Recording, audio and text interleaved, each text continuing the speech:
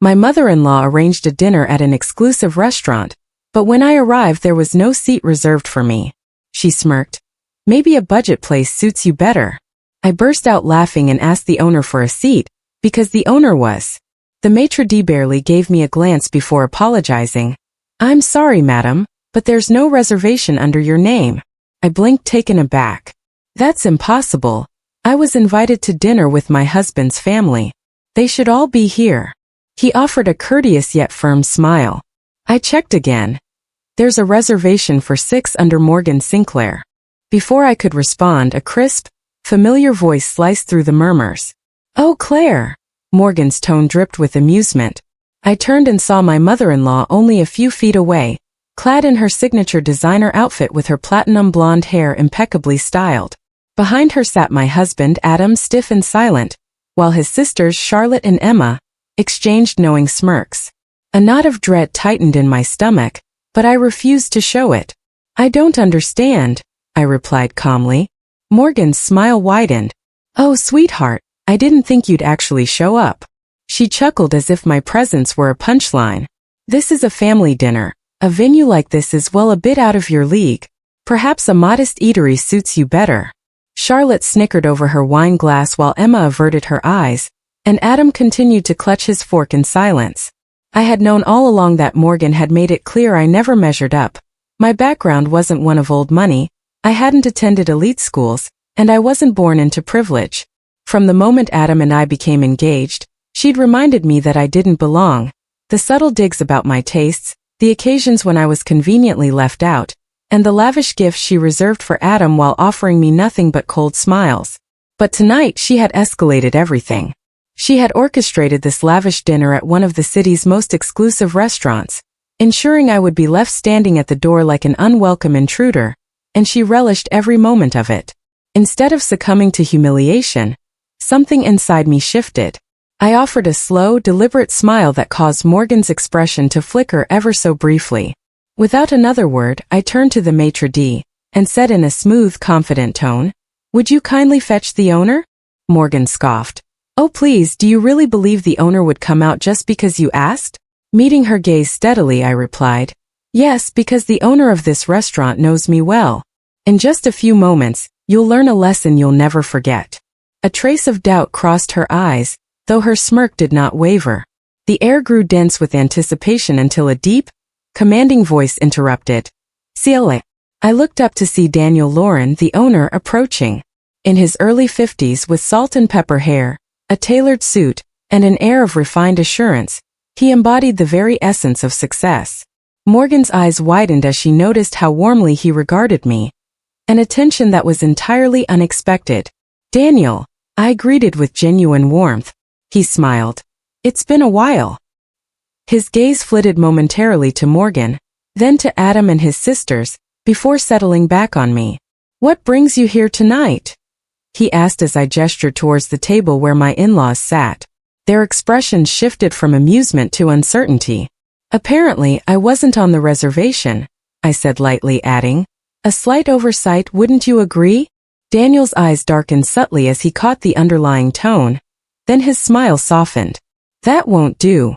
Morgan crossed her arms dismissively. "Really, you think this establishment can simply accommodate her? This is a private dining club.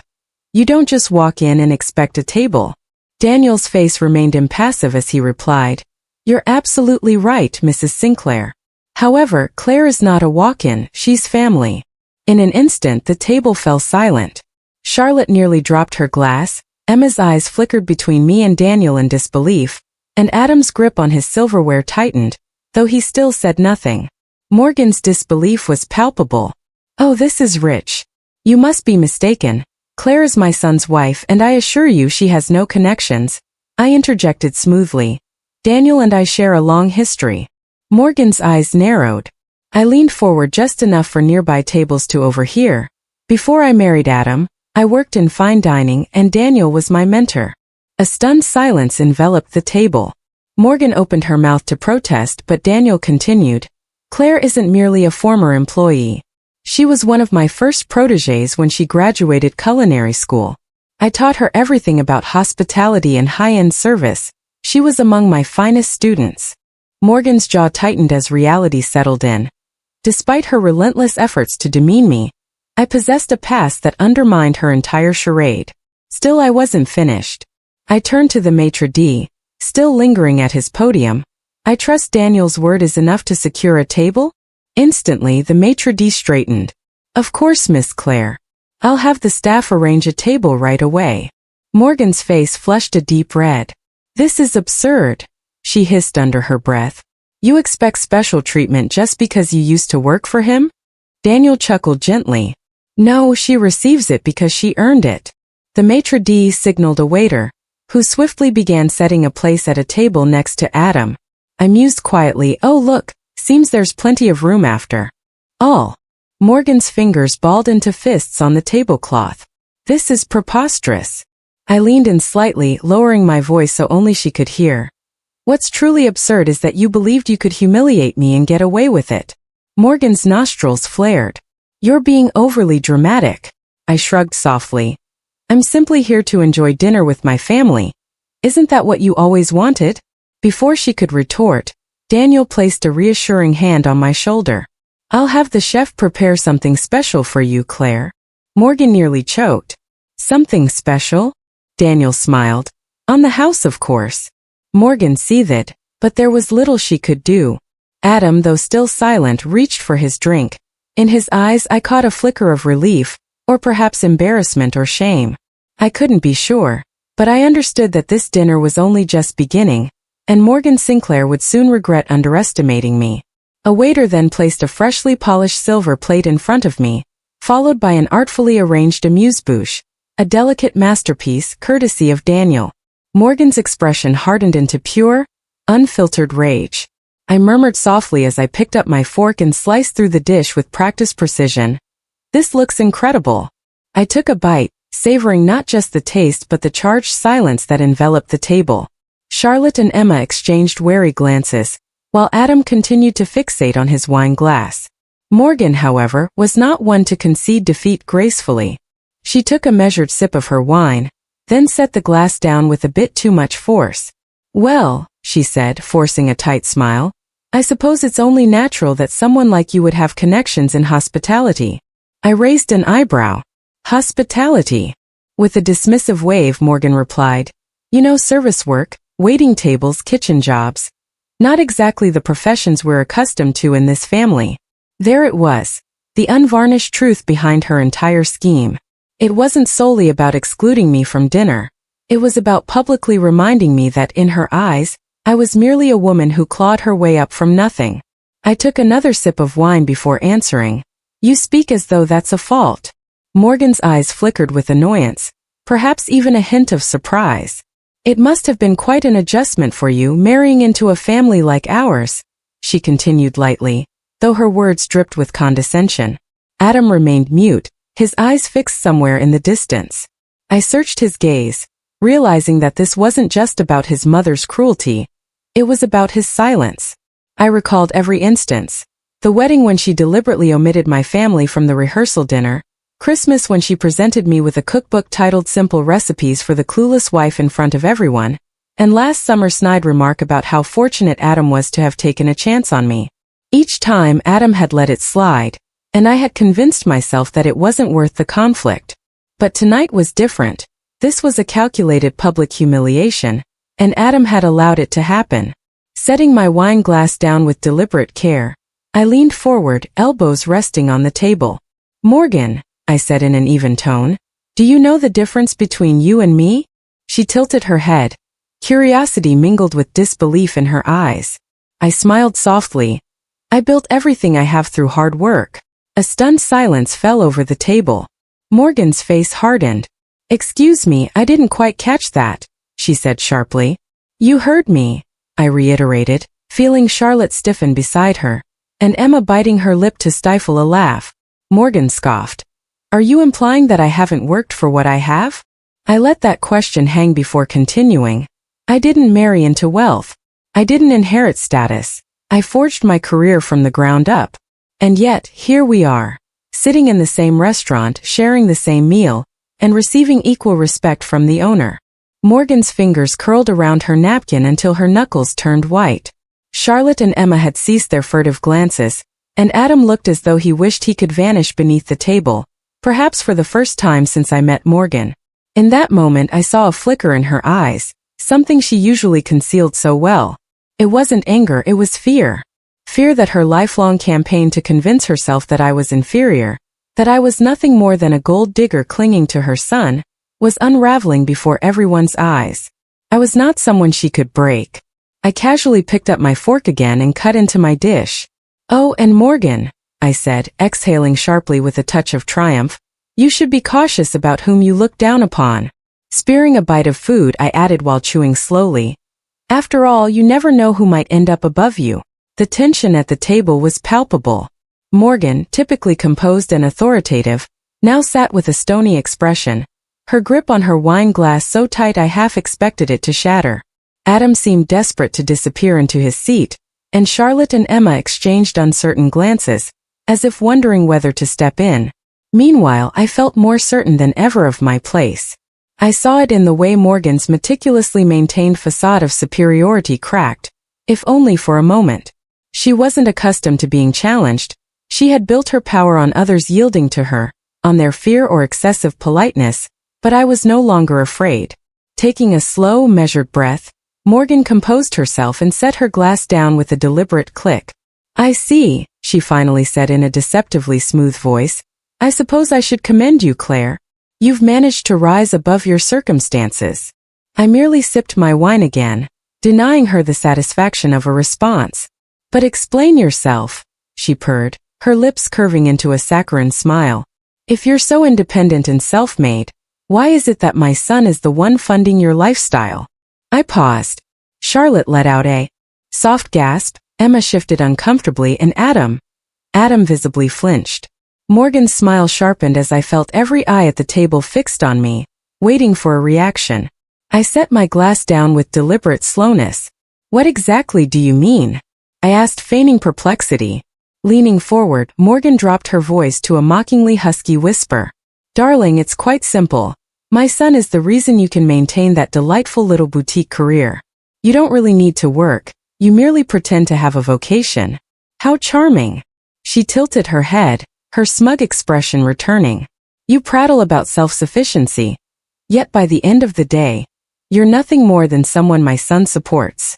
That was her final card. A barb intended to reduce me to insignificance.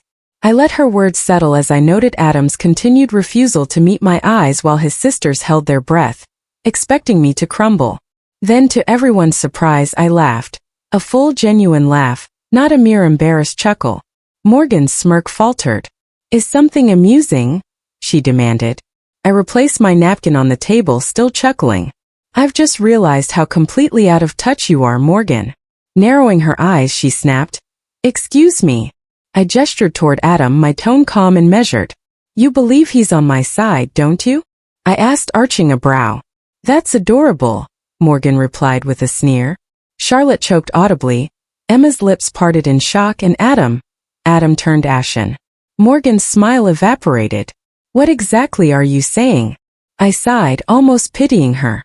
"You still see Adam as your little boy, the one in charge, the provider, the man who rescued me from a wretched existence. But let me be clear, Morgan, that isn't how a marriage functions." Morgan stiffened. "You want to know what's truly ironic?" I continued, my tone businesslike. "Half of his investment projects were fueled by my money." A stunned silence fell over the table as Morgan's eyes widened, her world shifting in real time. She mumbled something indistinctly, and I smiled, this time without warmth. "Adam didn't build his career alone," I stated, still addressing her while keeping my gaze locked on my husband. "When he sought to invest, he lacked the capital." I picked up my wine glass once more. Morgan's fingers twitched. "That's impossible," she insisted. I merely shrugged. "Believe what you will, but the truth is, his success is built on my investments, my strategies, and my unwavering support." Charlotte and Emma glanced at Adam for confirmation, yet he remained silent, frozen in place. I shook my head. "You think you can belittle me by labeling me a dependent housewife? That's laughable. In reality, Morgan, Adam needs me far more than I need him." Her face flushed a deep red. I leaned back, arms crossed. You spent years making me feel I didn't belong, yet I was the one keeping this marriage, and by extension your esteemed family name afloat. Emma looked as if she might faint, Charlotte was utterly speechless, and finally Adam spoke. Ciela, maybe we should. I raised a hand to cut him off. No, Adam, I said firmly. You have no right to suggest that, not after sitting silently while your mother tried to humiliate me. Morgan's eyes shifted to him as she realized, for the first time, that her so-called golden boy was completely spineless. In that moment she regarded him as insignificant, as if he were beneath her expectations, as though he had utterly failed her. A delicious reversal indeed. I stood smoothing my dress. I believe I'm finished here. Morgan's nostrils flared. You can't just... I turned to Daniel, who had been watching from a respectful distance. Daniel, it was lovely seeing you. Thank you for the hospitality. Daniel nodded, amused. Always a pleasure, Claire. Then I looked at Adam. Are you coming? He hesitated, first staring at me, then at his mother. In that moment I knew exactly what he intended to do. Adam had never truly chosen me before, and he wasn't about to start now. Morgan's triumphant smile faltered as I returned a knowing smile.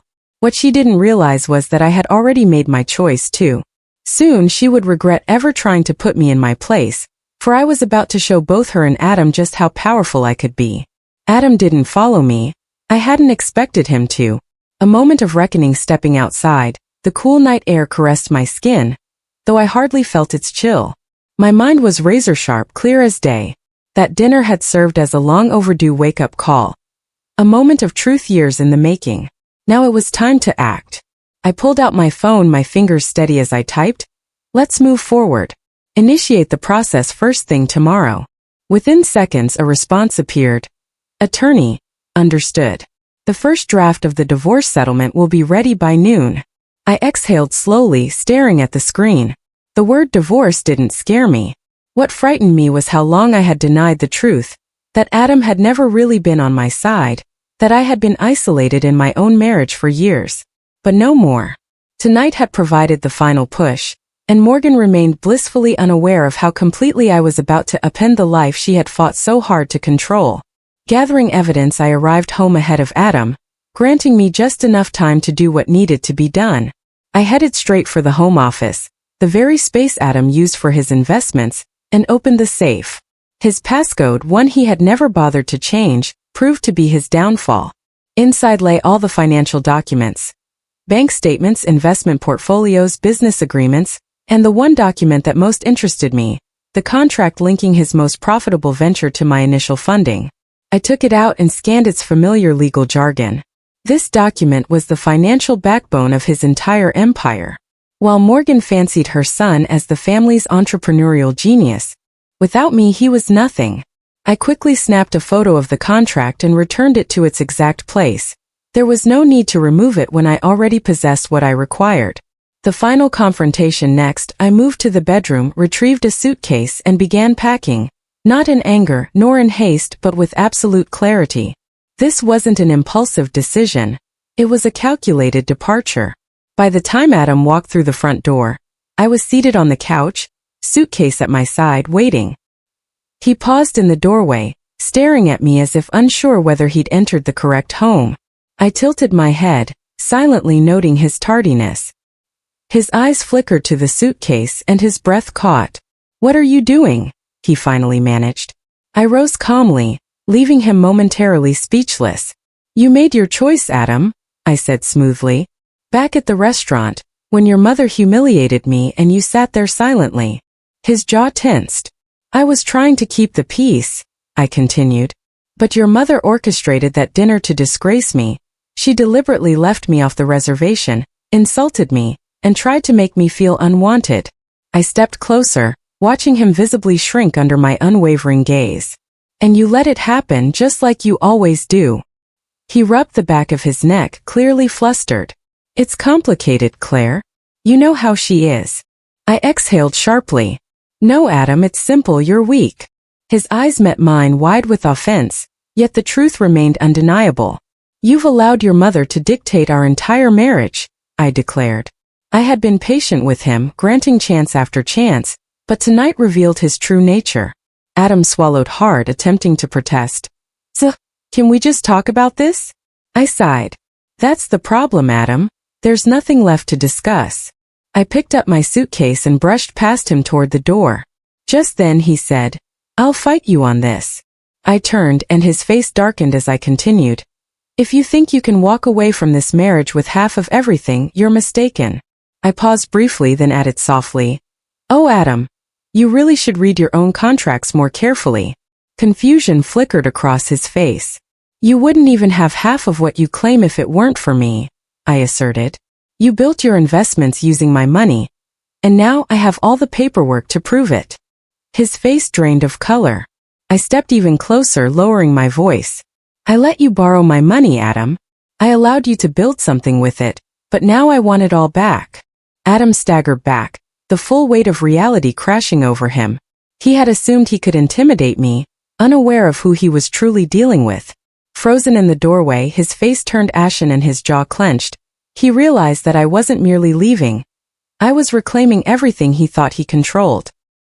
He began to speak, perhaps to argue or plead as he had so many times before, but I offered no chance.